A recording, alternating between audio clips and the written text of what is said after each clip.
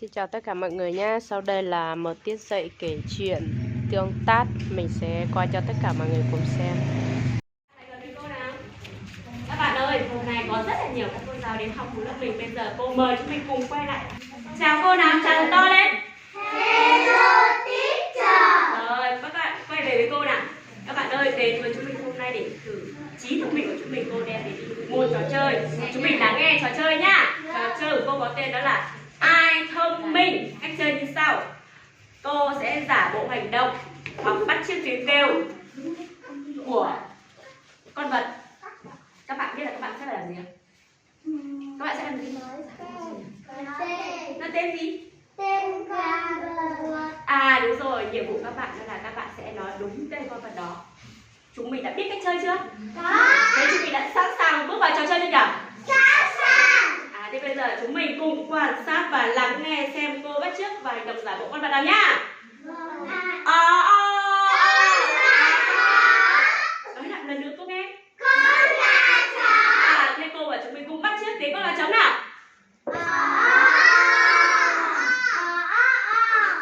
À, rất là giỏi. Bây giờ chúng mình cùng lắng nghe lên xem là con vật gì nữa nhá. Con gà. Rất là giỏi. Tiếp này. Thật kỹ nhá. Con gì? Rất là giỏi, một tráo tay dành cho các bạn. Rồi vừa rồi cô thấy các bạn đã rất là thông minh, đoán đúng tên các con vật. Và ngoài ra hôm nay nha, cô còn mang đến cho chúng tôi một món quà nữa đó. Chúng mình có muốn cảm ơn cô không? Thế để biết xem món quà hôm nay cô mang đến cho các bạn là gì. Bây giờ cô mời các bạn theo cô nào. Nào các bạn ngồi xung quanh nhá. Rồi các bạn ngồi đấy nào. Nào chúng mình ngồi ngoan chưa nào để cùng cô khám phá món quà ngày hôm nay nào. Chúng mình ngồi ngoan chưa? Rồi, bây giờ chúng mình mở ra nha. Tên món quà của cô các bạn là gì nhỉ? Món quà là gì? Đó là cái gì? À đúng rồi, quyển sách này. Và cô giới thiệu với các bạn nhá. Cái trang đầu tiên mà chúng mình nhìn thấy ấy là người ta gọi là trang bìa. Chúng mình rõ chưa nhỉ? Chúng mình nói cô nghe nào. À đúng rồi, cái trang đầu tiên mà chúng mình nhìn thấy trong đầu tiên quyển sách này và chúng mình nhìn thấy người ta gọi là trang bìa, nhớ chưa? Nhớ chưa nhỉ? Rồi, thế bây giờ nhá, cô lại hỏi chúng mình này, chúng mình nhìn thấy ở trong bức tranh này, chúng mình nhìn thấy những gì? Thấy gì nhỉ? Thấy gì nhỉ? À, còn gì nữa không? Gì nữa nào? À, có gà mái nữa này. À, con bò sữa đúng rồi. Ý, này, dâu trắng này, người ta gọi là đúng rồi, là ông, đúng rồi, người ông đúng không? Và đúng rồi, và bà đúng không? Thế bây giờ cô còn chúng mình còn nhìn thấy gì nữa không? Có gì nhỉ? Gì nữa? À đúng rồi, nhìn thấy dòng chữ nữa đúng không? Rồi, thế bây giờ nha, cô cố lớp mình biết nha. Theo chúng mình, câu chuyện này sẽ nói về ai?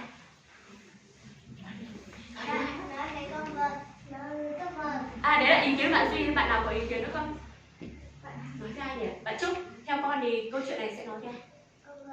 À bạn Trúc nói về con vật. Có bạn nào ý kiến khác không nhỉ? Thế bạn Trình, theo con Trình thì câu chuyện này sẽ nói về ai? À bạn Trình cũng cho rằng là câu chuyện này sẽ nói về con vật đúng không? Thế để biết rằng là có đúng như dự đoán các bạn không thì cô mời các bạn cùng cô lắng nghe câu chuyện nhé. Nhưng mà trước tiên cô sẽ giới thiệu chúng mình tên câu chuyện, đó là câu chuyện Gà trống choai và hạt đậu. Chúng mình nói cùng cô nào. Gà trống choai và hạt đậu. Nói lại một lần nữa nhá.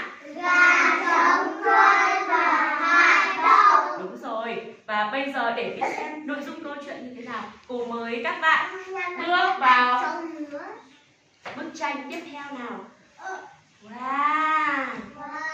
Nào các bạn ơi, các bạn nhìn xem ở bức tranh này chúng mình nhìn thấy gì nhỉ? À, có gà trống này, gì nữa không? À, con gì nữa nhỉ? Con gì nữa? Có số 1 này và gì nữa? À và chúng mình nhìn thấy chữ nữa đúng không? Thế bây giờ cô giới thiệu với chúng mình một chút nhé. Cô giới thiệu chúng mình lắng nghe này, cô giới thiệu chúng mình một chút nhé. Đó là trong cái bức tranh này có phần tranh, chữ và số. Chúng mình biết đây là số mấy? Số 1 là biểu thị cho trang thứ mấy chúng được? Trang thứ mấy? Trang số 1 thì chúng ta có thể nói là trang thứ nhất, được chưa? Chúng mình nói là trang thứ mấy? Trang thứ nhất. Đúng rồi, trang thứ nhất. Và chữ là biểu hiện, là thể hiện nội dung câu chuyện. Chúng mình rõ chưa nào? Rõ chưa? Thế bây giờ cô lại hỏi chúng mình tiếp nhá. Theo chúng mình thì gà trống đang làm gì? Gà trống đang làm gì? Ăn thóc. Bạn gà trống thì đang thóc. Đấy là các bạn Duy nói là gà trống đang thóc đúng không? Nhưng mà hạt thóc nó bé hơn thì theo bạn nghe về hạt gì? Hạt thóc nó sẽ bé hơn, không to như này. Lại hạt ngô. Rồi, thế bây giờ để xem là có phải như các bạn nói không thì cô mời các bạn nghe cô đọc chuyện nhé. Ngày xưa có một chàng gà trống choai và một chị gà mái ghẹ. Trống choai lúc nào cũng vội vàng, gà mái nhẹ nhàng bảo: trống choai đi đâu mà vội, trống choai đi đâu mà vội. Một lần trống choai mổ được ít hạt đậu, nhưng nuốt vội quá nên bị hóc. Hạt đậu mắc cứng trong cổ họng, khiến trống choai không thở được, không nghe được gì hết, cứ nằm im như chết. Vậy là trống choai ăn hạt gì chúng mình? Ăn hàu. Ăn hạt gì nhỉ? Ăn hàu. Hay nha. Thế chúng mình trong câu chuyện này chúng mình nghe lại một lần nữa nhé. Nghe lại một lần nữa này. Một lần trống choai mổ được ít hạt đậu. Vậy là gà trống choai ăn hạt gì? Ăn hạt đậu đúng không? Đúng rồi. Thế gà trống choai bị làm sao nhỉ? Bị gì? Thế bây giờ cô lại đọc tiếp nhé. Nhưng nuốt vội quá nên bị hóc. Thế là gà? Đúng rồi, gà trống choai bị hóc là hạt đậu mắc ở cổ đúng không? Đúng. Thế bây giờ cô lại đố chúng mình tiếp nhé. Đây là gà trống ăn nhanh quá. Đúng rồi, thế bây giờ cô lại hỏi tiếp này. Gà mái đây này, khi mà nhìn thấy gà trống bị hóc như thế thì gà mái sẽ làm gì? Đố các bạn biết. Làm gì nhỉ? Bạn chẳng lẽ gà mái cứ đứng nhìn bạn gà trống hóc, hay là bạn gà trống sẽ làm gì nhỉ? Giúp bạn hay là đi tìm người khác giúp hay là như nào nhỉ? Như nào? Nào, thế bây giờ ý kiến của bạn nào này? Bạn nào sẽ nói? Cô bạn Duy, theo bạn Duy thì gà mái sẽ làm gì? Giúp như thế nào nhỉ? Bạn ấy đến gần giúp bạn gà trống hay là như làm gì? Theo ý kiến của bạn Duy là bạn gà mái lúc này sẽ đến gần giúp bạn gà trống này. Còn bạn nào có ý kiến gì nữa không? Bạn nào ý kiến không nhỉ? Bạn Khôi có ý kiến gì không? Là gà mái sẽ làm gì nhỉ? Gà mái sẽ làm gì? Trinh, con có ý kiến gì không? Thế theo con thì gà mái sẽ làm gì nhỉ? Theo ý của các bạn là gà mái sẽ đến giúp bạn gà trống đúng không? Đúng. Vậy thì bây giờ để biết xem dự đoán của chúng mình có đúng không thì cô mời các bạn bước sang trang tiếp theo cùng cô nào. Trang thứ hai. Đúng rồi, trang thứ mấy? Trang thứ hai. Đúng rồi, ở trang thứ hai chúng mình nhìn thấy gì? Con gà mái. Ai nữa? Ba. Thế thì cái lúc nãy các bạn dự đoán là gì nhỉ? Lúc nãy các bạn dự đoán là gì? Lúc nãy các bạn dự đoán gà mái là gì? Gà mái sẽ đến giúp đúng không? Nhưng mà các bạn nhìn xem lúc này gà mái tìm đến ai? Tìm đến bà. Đúng rồi, lúc này là gà mái tìm đến bà đúng không? Vậy thì theo các bạn là gà mái sẽ nói gì với bà? Thử nói nào. Nói như nào nhỉ? Gà mái sẽ nói gì với bà?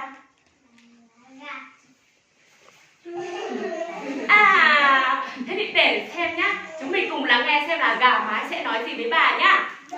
Chúng mình lắng nghe thật kỹ nhá.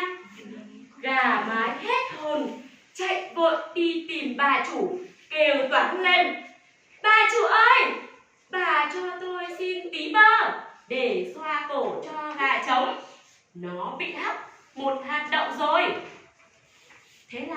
gà trống. À, gà mái nói gì nhỉ? Gà mái. Nói xin cái gì? Xin cái gì từ bà chủ gì? Xin gì nhỉ? Xin cái gì? Bà chủ ơi, cho tôi xin tí bơ. Thế là xin cái gì? À, xin bơ để xoa cổ cho gà trống đúng không? Vậy thì chúng mình cùng lắng nghe xem. Tiếp xem là bà chủ sẽ bảo gì gà trống nhá. À, bảo gì gà mái nhá. Bà chủ liền bảo: gà hãy chạy đi tìm bò mẹ, xin một ít sữa để ta trưng lên thành bơ. Vậy là bà chủ đã bảo gà mái làm gì? Đi hái sữa. À, đi tìm bò mẹ để lấy sữa đúng không? Đúng. Để thì mới trưng lên thành bơ được đúng không? Đúng. À, thế thì theo các bạn tiếp theo gà mái sẽ làm gì? Đi tìm bò. À, đi tìm bò mẹ bò đúng không? Rồi, bò mẹ thì bây giờ chúng mình sẽ cùng thử xem là sang trang thứ mấy tiếp theo? Đúng rồi, chúng mình trong tranh chúng mình nhìn thấy ai? Thấy ạ? Cái gì nhỉ? À, bò mẹ và như vậy là dự đoán của chúng mình là gì nhỉ? Dự đoán này là gì? Tìm tìm đến bò mẹ đúng không? Vậy là dự đoán của chúng mình có đúng nhỉ? À, một tràng tay dành cho các bạn rất là giỏi. Thế thì để xem là khi tìm đến bò mẹ thì chuyện gì xảy ra thì chúng mình cùng lắng nghe cô đọc nhá. Gà mái vội tìm đến bò mẹ. Bò mẹ ơi, hãy cho tôi ít sữa để bà chủ trưng lên thành bơ. Bơ ấy tôi đem xoa cổ cho gà trống, nó bị hóc hạt đậu rồi. Vậy thì chúng mình lắng nghe một lần nữa xem là bò mẹ sẽ nói gì với gà trống nhỉ? À, gà mái nhá. Gà chạy nhanh đi tìm ông chủ, bảo ông ấy cho tôi ăn bó cỏ đã. Bò mẹ nói. Bó cỏ ấy. Thế thì vậy là lúc này thì bò mẹ đã bảo gà mái Đi cùng ông chủ. để làm gì? Để làm gì nhỉ? Đưa bò đi ăn cỏ. À, đúng rồi.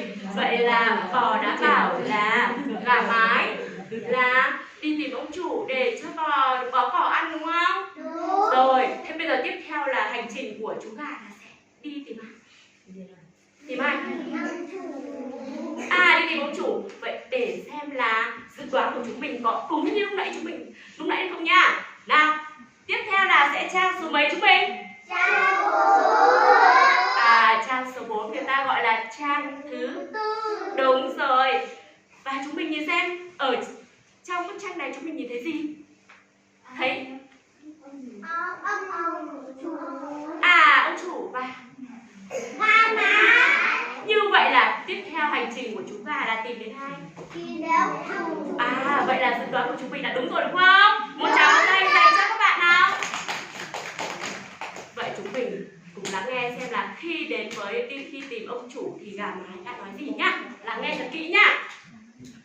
Gà mái lại hớt hải đi tìm ông chủ. Ông chủ ơi, ông chủ, ông đem cho bò mẹ bó cỏ tươi. Bò sẽ cho tôi ít sữa để bà chủ trưng lên thành bơ.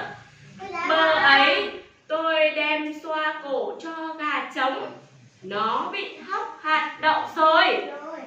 À, như vậy là gà mái đã bảo ông chủ là gì nhỉ? Con gà trống bị Là đem bảo ông chủ là đem bó cỏ cho. bỏ. Đúng rồi. Vậy thì chúng mình cùng lắng nghe xem là lúc này ông chủ sẽ nói gì với gà mái nhá. Gà chạy nhanh đến bác thợ rèn, bảo ông ấy đưa cho cái liềm cắt cỏ. Ông chủ bảo thế. Thế là ông chủ đã bảo gà mái như nào vậy? Gà chạy thật nhanh đến bác thợ rèn, bảo ông ấy đưa cho cái liềm cắt cỏ. Thế là bây giờ là ông chủ. À, thế là ông chủ bảo gà mái là đi tìm bác thợ rèn đúng không?